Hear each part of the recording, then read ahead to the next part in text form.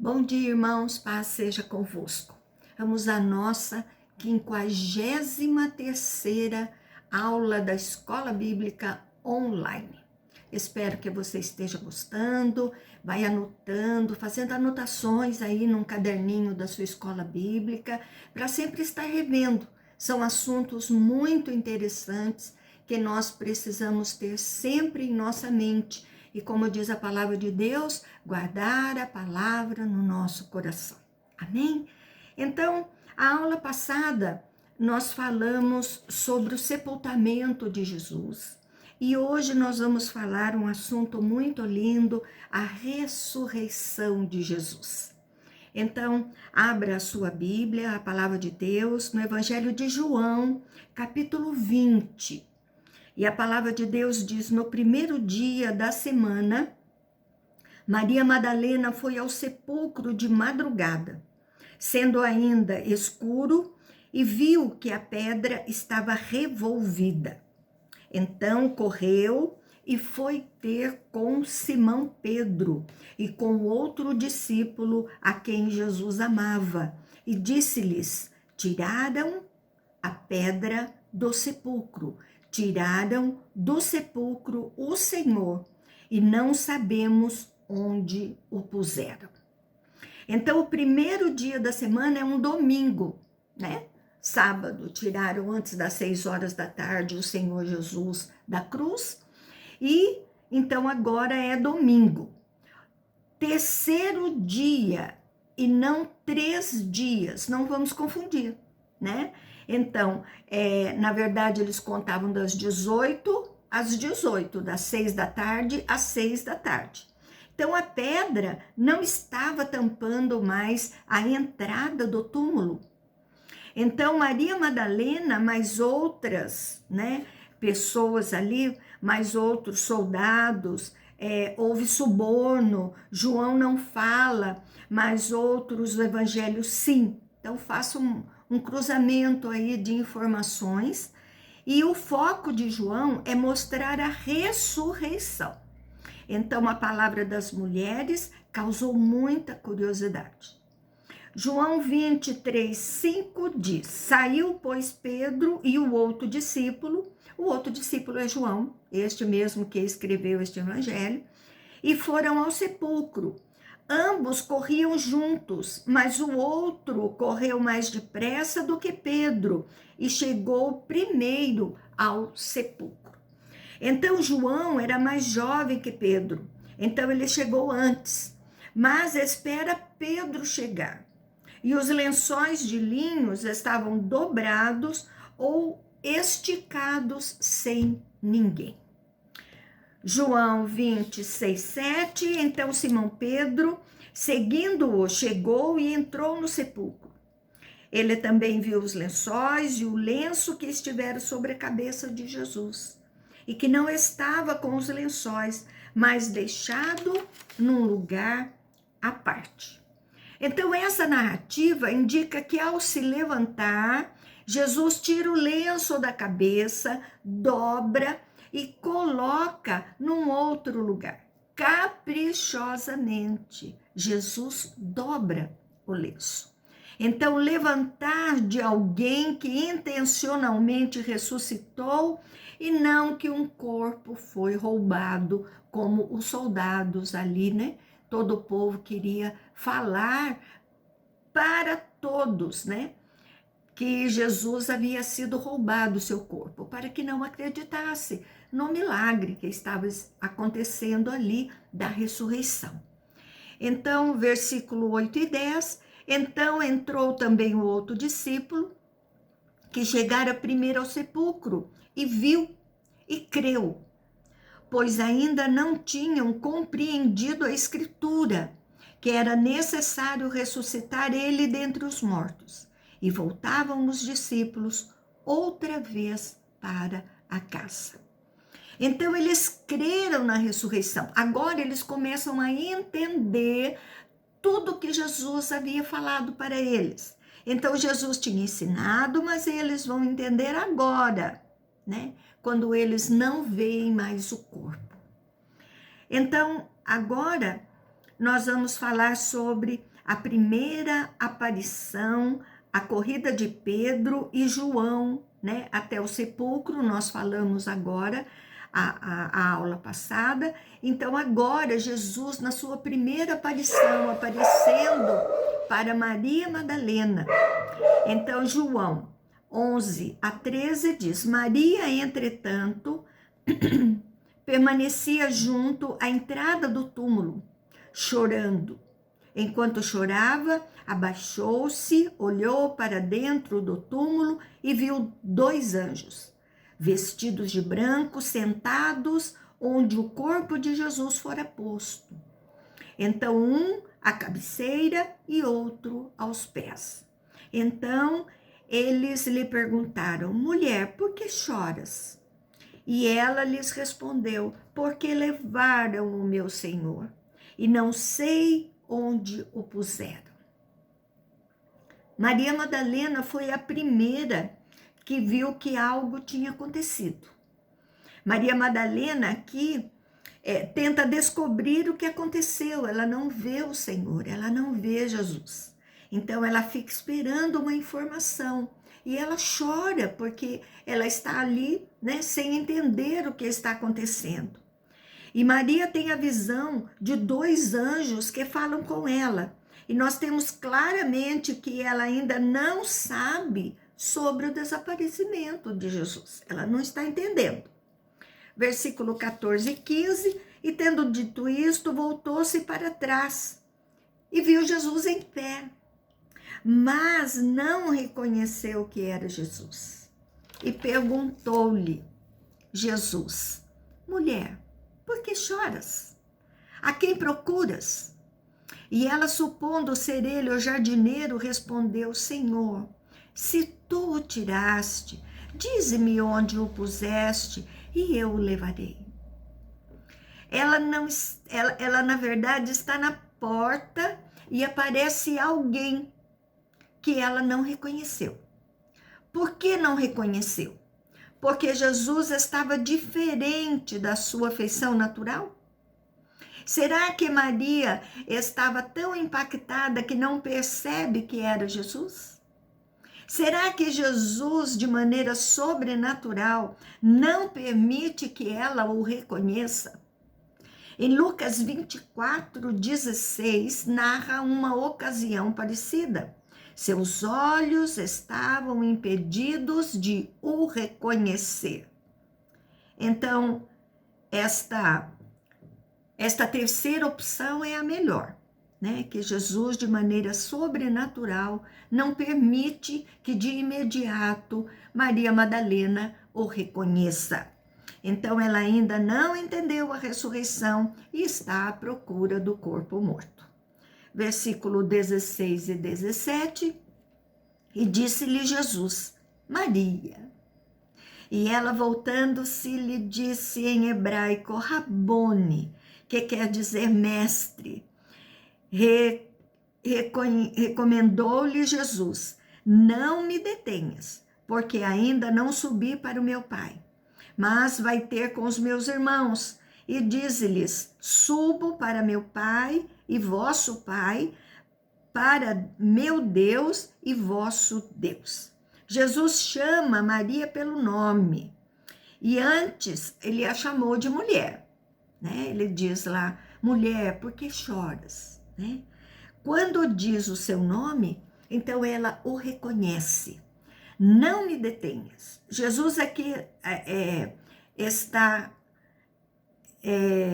Maria está aqui o reconhecendo, e a atitude mais comum, mais provável, é que ela corresse até ele para abraçá-lo. Mas Jesus, segurando firme, disse: não me detenhas. Jesus diz que a realidade dele é outra. Ele cumpriu a sua missão e ainda não pode ser tratado como antes da morte agora. Maria tem que se apressar e contar aos outros o que está acontecendo, porque ainda não subi para o meu Pai. Mateus e Lucas são citados para um dos ladrões que hoje mesmo estarás comigo no paraíso. Jesus, depois que ressuscita, passa a ter só o seu corpo espiritual sem limitações.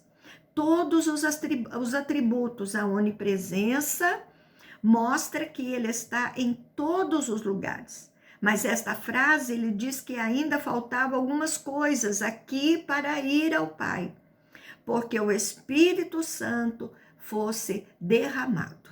Então, ele lembra aqui a promessa do Espírito Santo. Então, teria que concretizar algumas coisas, né, para que desse continuidade, né, a toda a missão dele agora como ressurreto. Então, João 18, então saiu Maria Madalena, anunciando aos discípulos: vi o Senhor. E contava que ele lhe dissera estas coisas. Então, Maria testemunha aos discípulos tudo o que havia visto e falado com Jesus. Então, esse testemunho não era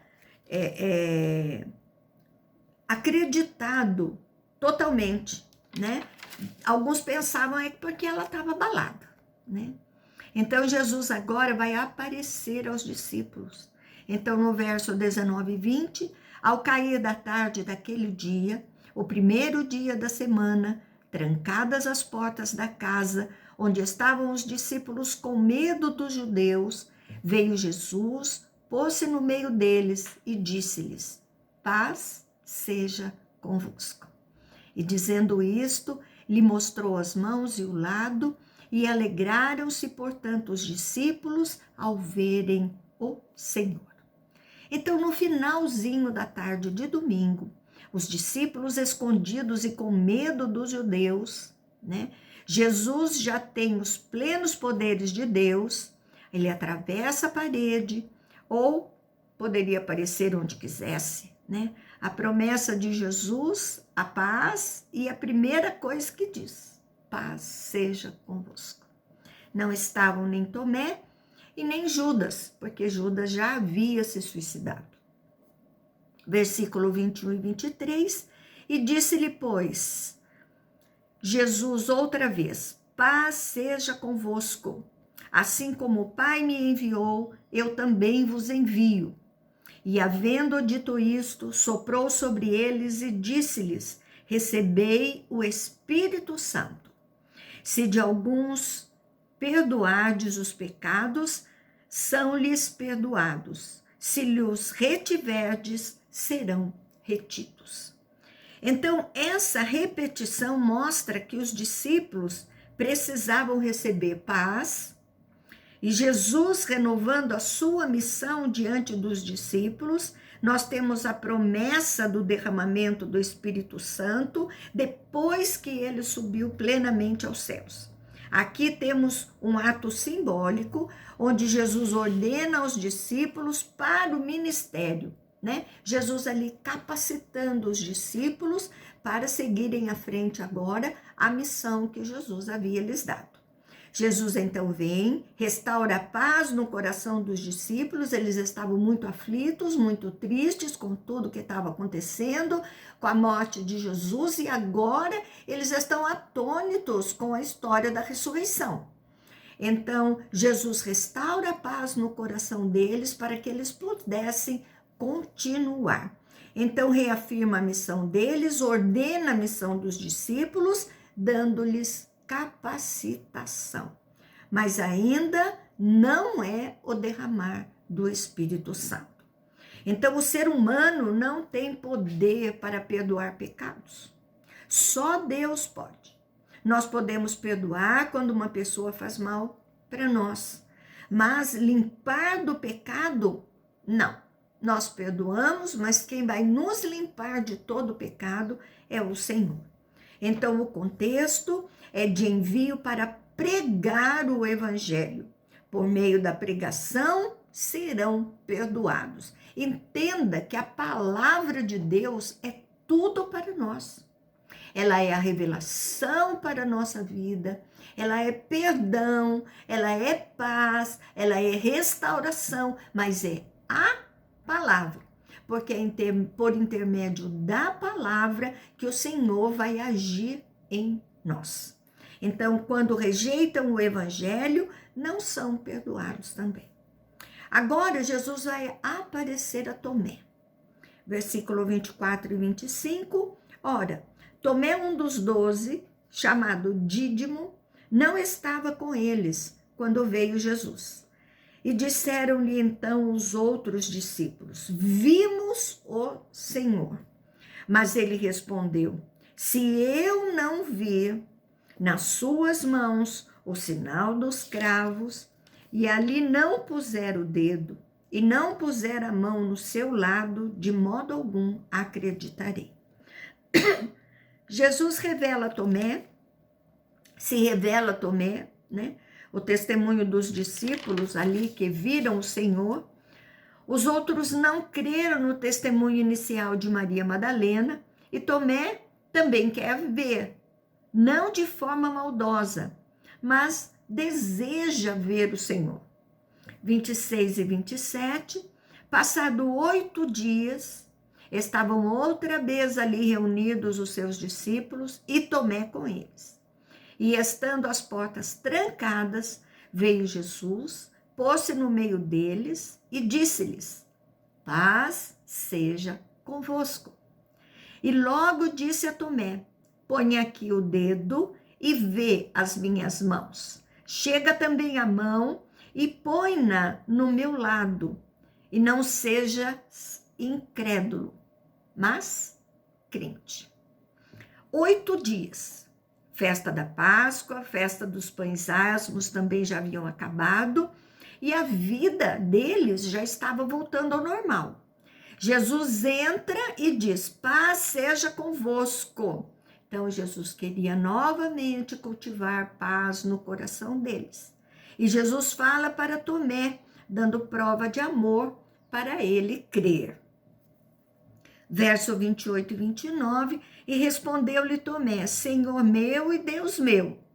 E disse-lhe Jesus: porque me viste, creste? Bem-aventurados que não viram e creram. Então Tomé reconhece o Senhor, ele crê. Nós temos a promessa a todos que vão vir após estes acontecimentos, crer sem ver. Está aqui falando de nós, né? Nós cremos sem ver o Jesus. Nós constatamos a grandiosidade do nosso Deus. Nós temos conosco pela nossa fé. Nós cremos pela nossa fé em Jesus, que ele morreu, ressuscitou, que está no meio de nós, que ele nos dá salvação, que ele está preparando tudo no céu para a nossa vida eterna. Nós cremos na palavra de Deus, que é viva, que é eficaz na nossa vida. Nós cremos sem vê-lo. E eles conheceram Jesus. Jesus explicou para eles tudo o que iria acontecer. Mas agora que está caindo a ficha. Agora que eles estão pensando dentro da caixinha. Até agora eles estavam fora da caixinha, né? Então, fazemos a confissão de Tomé, né? Senhor meu, Deus meu. E agora nós vemos ali Tomé acreditando que verdadeiramente era o Senhor Jesus ressurreto que estava no meio deles. Agora, por que João escreve este evangelho? Vamos ver aqui no verso 30 e 31. Na verdade, fez Jesus diante dos discípulos muitos outros sinais, que não estão escritos neste livro, na Bíblia Sagrada. Estes, porém, foram registrados para que creais que Jesus é o Cristo, o Filho de Deus, e para que, crendo, tenhas vida em seu nome. João selecionou aquilo que ele creu, que seria suficiente para que nós creiamos que Jesus é o Messias Salvador prometido, para termos vida eterna. Então, nós precisamos ler a Bíblia, analisar, para que isso possa vir a fortalecer a nossa fé. Então, no capítulo 21, como uma finalização do seu livro, tem ali uma conclusão. Então, nós vamos ver ali mais aparições de Jesus. Então, passando para o próximo capítulo, capítulo 21 do Evangelho de João, versículo 1 e 2. Depois disso, tornou Jesus a manifestar-se aos discípulos junto do mar de Tiberíades. E foi assim que ele se manifestou. Estavam juntos Simão Pedro, Tomé chamado Dídimo, Natanael, que era de Caná da Galileia, os filhos de Zebedeu e mais 2 dos seus discípulos. Saiu de Jerusalém na festa da Páscoa, morreu, ressuscitou, e agora os discípulos tinham ido para a Galileia, o mar da Galileia, também chamado Tiberíades. Pedro morava na Galileia, em Cafarnaum, e era um lugar comum para eles, um pouco perdidos sobre a missão de Jesus para eles. Você consegue analisar, né? Porque mesmo que Jesus tenha aparecido para eles, não foi assim tão claro na missão que ele deveria ter. Então, agora, nós vamos ali ver que já se passaram alguns dias, né? Tem vários discípulos ali, tem 7 deles mais ou menos, né? E alguns dias se passaram e eles ainda estão meio confusos. Verso 3 e 4, e disse-lhes Simão Pedro, vou pescar. E disseram-lhe os outros, também vamos contigo. E saíram, entraram no barco, e naquela noite nada apanharam. Mas ao clarear da madrugada, estava Jesus na praia. Todavia os discípulos não reconheceram que era ele. Não sabemos se quando eles dizem, vou pescar, eles estavam só aguardando as instruções de Jesus e vão fazer algo, né? Ocupar o seu tempo. Ou se haviam voltado à rotina antiga de trabalho. A fala de Jesus foi clara sobre o derramamento do Espírito Santo, e é mais provável que eles estivessem aguardando as instruções de Jesus. Lucas 5:5, um acontecimento parecido, mas com Jesus ainda vivo.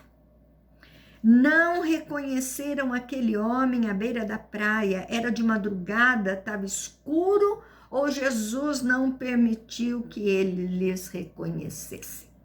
Então, nós temos aqui algumas dúvidas, né? Passaram pela cabeça.